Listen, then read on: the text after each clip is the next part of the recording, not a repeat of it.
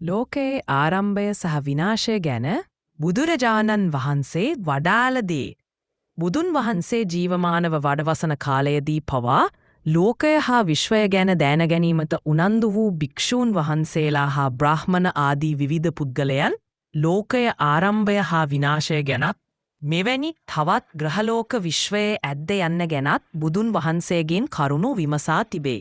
බුද්ධ කාලයේදී විශ්වය ගුත්ත භාවය සෙවීමට උනන්දු වූ එක් බලසම්පන්න ඍෂිවරයෙකු ඉද්දි බලයන් වසර 100ක් පමණ විශ්වයේ සැරිසරා විශ්වයදීම මිය ගිය බවත්. ඉද්දි බලයන් අගතැන්පත් මුගලන් මහරහතන් වහන්සේ විශ්වය ගැන සෙවීමට විශ්වය සැරිසරන විට බුදුන් වහන්සේ මුගලන් මහරහතන් වහන්සේ ගෙනවා විශ්වය කෙලවරක් නොමැති බවත් විශ්වය ගැන සෙවීම අග මුලක් නැති නිෂ්ඵල ක්‍රියාවක් බවත් වදාළහ. බුදුන් වහන්සේ ලෝක විෂය ගැන කරුණු දැක්වීමට එතරම් උනන්දුවක් නොදැක්වුවත් යම් පුද්ගලයන් යම් අවස්ථාවල ඇසූ ප්‍රශ්නවලට කරුණු දැක්වීමේදී ඒ තුල ලෝකයේ ආරම්භය විනාශය හා විශ්වය ගැන කරුණු සඳහන් වී තිබේ.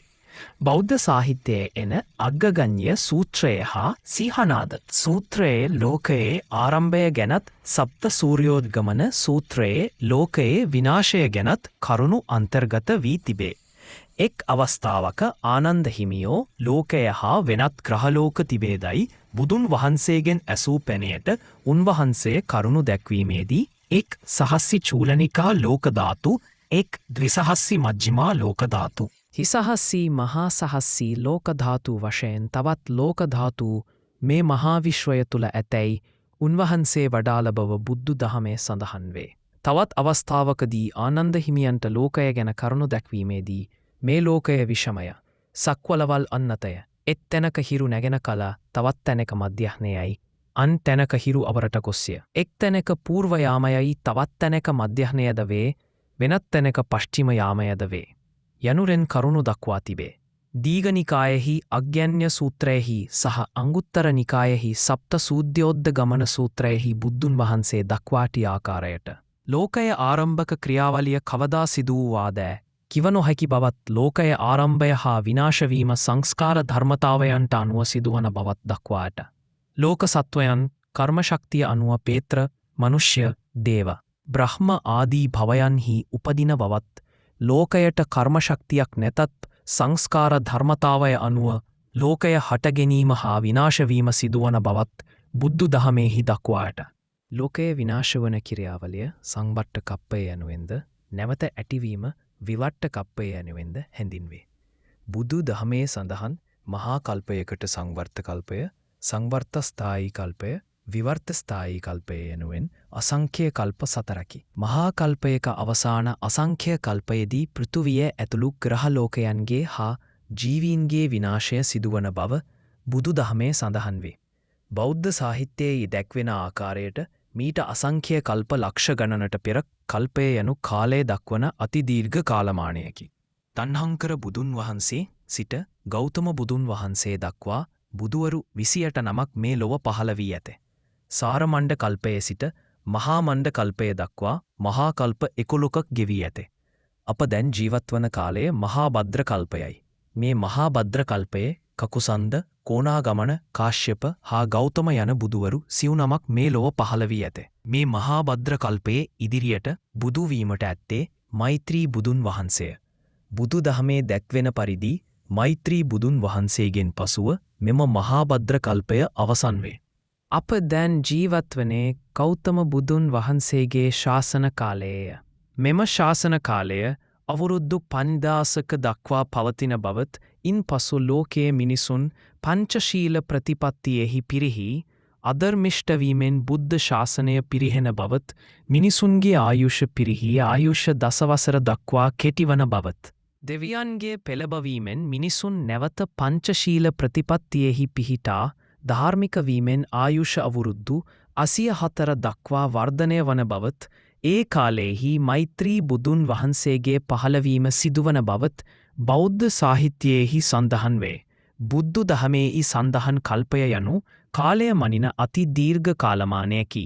යදුනක දිග, යදුනක පළල, යදුනක උස ලෝහ බලකොටුවක් අබ ඇටවලින් පුරවා එක අබ ඇටය බැගින් වසර පාසා ගැනීමෙන් එම බලකොටුව හිස්වන දක කෙදිනකද ඊටත් වැඩි කාලයක් කල්පයකට ගතවනය.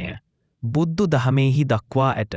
මිනිසුන්ගේ ආයුෂ්‍ය අවුරුදු 10ක් දක්වා අඩුවීමට ගතවන කාලය ඉතා දීර්ඝ කාලයකි.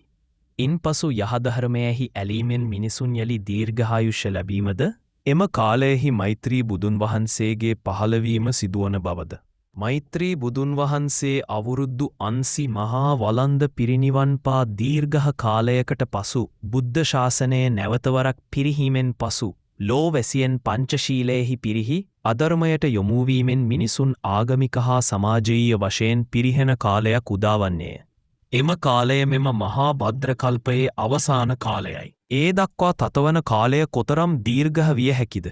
මහා කල්පයක අවසානයේදී ලෝපය හා සියලු ජීවින්ගේ විනාශය මහා ගින්නෙන්ද මහා මේඝයෙන්ද මහා වාතයෙන්ද විනාශ වන බවද.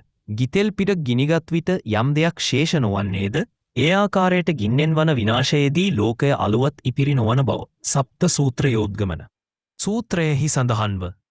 බුදු දහමෙහි සඳහන ආකාරයට බුදුන් වහන්සේ අසංඛ්‍ය කල්ප ගණනාවක කාලයක් පෙරුම් පුරා මහා ප්‍රඥාවක් ලබාගත්තකි.